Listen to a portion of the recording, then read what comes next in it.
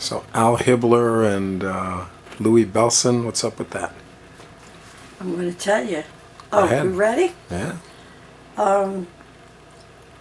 They were all right. They were working at the Oasis. So Charlie, we go to the Oasis, and he's talking to Duke. Duke wanted him to get a set of drums, premier drums. They were made in England, and he said, he said to Charlie, "I want you to have these drums. I'll pay for them." So they ordered the drums. Now, Duke Ellington and Harry James were arch enemies. They had a thing going because Harry James took Juan Teasdall, who was a trombone player with Duke Ellington. He took him away from Duke, and Duke never forgot it.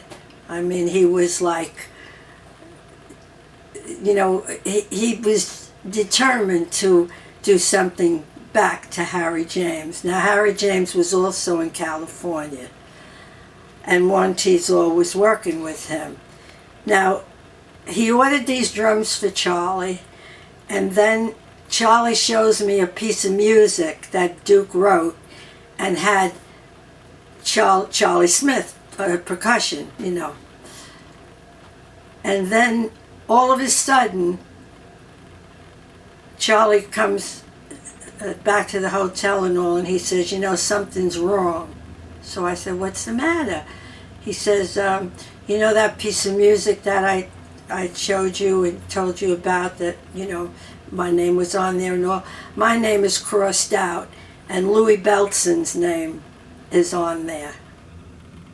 So, we couldn't understand what was going on, And all of a sudden, Duke fired Charlie and hired Louie Bellson. Now all the fellas in the band want to strike. They want to go. They said, how could he hire a white drummer and take a job away from a black drummer, like in this kind of circumstance, just because he has a gripe against Harry James. But that was what it was. Harry James took Juan Teasdall, so now Duke took Louie Bellson. So Louie Bellson came with the band, and Duke paid our way back, and the drums, the premier drums were $800, and he deducts that from Charlie's money and makes him pay for the drums. So now you know why I don't like Duke Ellington, because Duke Ellington, first of all, Duke Ellington didn't really have any say in his band. It was I'm not going to say the word gangsters, but these men walked around with guns, and Duke didn't have any say, didn't do anything with money. They paid the band.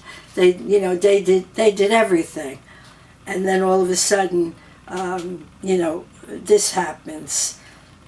So of course we had to come back to New York, and that's when Charlie went with. That was right before Charlie went with Joe Bushkin. That happened before. So here we had rented our house out and did everything, to stay with Duke, and it happened for no reason at all, except for his the feud he had going with Harry James.